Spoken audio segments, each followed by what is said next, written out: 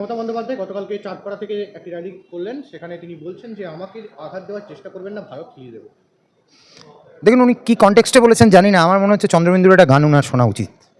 আমাকে থাবা দিও না, জুজু শোনা, ওই ভয় আমাদেরকে আর দেখাবেন না। ওদিন চলে গেছে।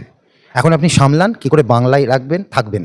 পশ্চিমবঙ্গে আপনার সরকার টিকিয়ে রাখাটা সবথেকে বড় চ্যালেঞ্জ।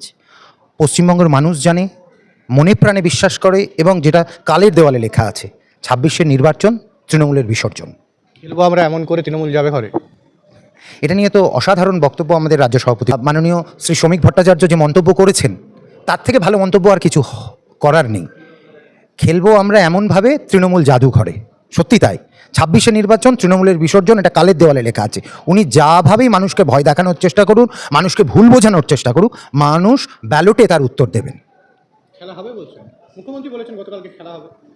না, আসলে দেখুন, এটাও এইখানেও সবথেকে বড় বিতর্ক। খেলা হবে, খেলা হবে, আসলে এটা পশ্চিম বাংলাদেশ বানানোর উনি চেষ্টা করছেন, সেই জন্য স্লোগানটাও ওখান থেকে নিয়ে এসছেন। যাই হোক, ওনার ভোটারও ওখানে অনেক কিছু অনেক রয়েছে, যে সকল অনুপ্রবেশকারীরা, সেটা নিয়ে উনি এখন বড় বেশি চিন্তিত বলে এরকম আলপট্টা মন্তব্য উনি করছেন। এটা নিয়ে আপনারা এতটা বেশি শঙ্কিত হবেন না, কারণ সামনেতে উনি আরও এরকম বেলাগাম মন্তব্য করে যাবেন। কালকে তার কিছু নমুনা পেয়েছেন, শুরু হয়েছে কালকে থেকে, এটা চলবে। আগামী যতদিন যাবে, যতদিন ভোটের কাছে এগিয়ে আসবে, ফলপ্রকাশ অবধি যাবে, অপেক্ষা করুন। এরকম প্রচুর মন্তব্য পাবেন, হয়তো আপনাদের আর্কাইভ ভর্তি হয়ে যাবে।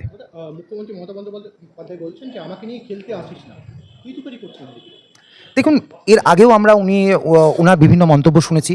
ভারতবর্ষের মাননীয় প্রধানমন্ত্রী, ভারতবর্ষের স্বরাষ্ট্রমন্ত্রী, তাদেরকে নিয়ে যে ধরনের শব্দ উনি বলে গেছেন, যেসব শব্দ চয়ন উনি বলছেন, আমি জানি না কোথা থেকে এটা বাংলা সংস্কৃতিতে আসে। উনি কথায় কথায় বাঙালি অস্মিতার কথা শোনাচ্ছেন, রবীন্দ্রনাথ শোনাচ্ছেন, নজরুল শোনাচ্ছেন, কিন্তু পাশাপাশি এই শব্দগুলো, যে শব্দগুলো চয়ন উনি করছেন, মনে হয় না কোনো শিক্ষিত বাঙালির কাছে এর কোনো গুরুত্ব আছে। কারণ ওনারা ধরে নিয়েছেন এই জাতীয় মন্তব্যগুলো মমতা ব্যানার্জিই করতে পারেন, কারণ এটা ওনার সঙ্গে বর্তমান সময়ে যাচ্ছে। আঘাত করলে প্রত্যাঘাত সহ্য করতে হবে, বাংলা ভাষায় কথা বললেই বাংলাদেশি। আমি জানি না শুধু বাংলা বললেই পশ্চিমবঙ্গের মানুষ হতে পারে, এরকম কোথাও মনে হয় কোথাও এমবার্গো দেওয়া নেই। আর পশ্চিমবঙ্গের যা পরিস্থিতি, অর্থাৎ এই এত এত রোহিঙ্গা, এত এত অনুপ্রবেশকারী, মুসলিম অনুপ্রবেশকারী পশ্চিমবঙ্গ ছেয়ে আছে, সেদিকে তাকান একবার। এতদূর না, এখান থেকে 30 কিলোমিটার, 40 কিলোমিটার, 50 কিলোমিটার যান, দেখবেন সীমান্তের ধারে কীরকম নতুনভাবে মেলার মতন লোক এসে বসে আছে, যারা ওপারে চলে যাবেন। কোনো এক সময় তারা এখানে ছিলেন, এখন বুঝেছেন সময় খারাপ, সুতরাং থাকাটা আর নিরাপদ নয়। এই নিরাপদ নয় যারা ভাবছেন, সেগুলো কাদের ভোটার ছিল?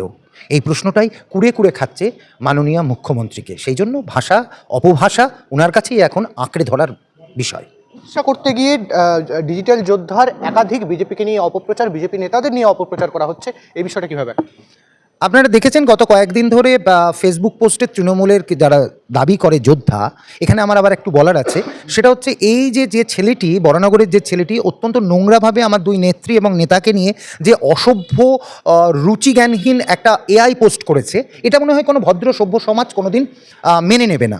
আমরা আইনের দ্বারস্থ হয়েছি, কারণ পশ্চিমবঙ্গে আইন রয়েছে, বাকি আর কিছু নেই। ওই আইনের কাছেই আমাদের যেতে হবে, এবং সেখান থেকেই এই ডিজিটাল যোদ্ধা বা কি যোদ্ধা বলে নতুন বানিয়েছেন ওনারা, সেখানে তাদের লড়াই হবে এবার কোর্টে। আর হ্যাঁ, এই যোদ্ধার কথা বলছেন, আমি আবারও বলছি, তৃণমূলের যে সকল যোদ্ধা বানানোর ফ্যাক্টরির মালিক বা মালকিন যারা আছেন, অন্তত যে সকল শিক্ষক মহাশয়, শিক্ষিকারা চাকরি হারিয়েছেন, যারা এদের পাকচক্রে পড়ে চাকরি গেছে, যারা পয়সা দিয়ে চাকরি নেওয়ার চেষ্টা করেছিলেন, সেই সকল যোগ্যর সাথে অযোগ্য যে সকল মানুষকে উনি আলাদা করতে চাইলেন না।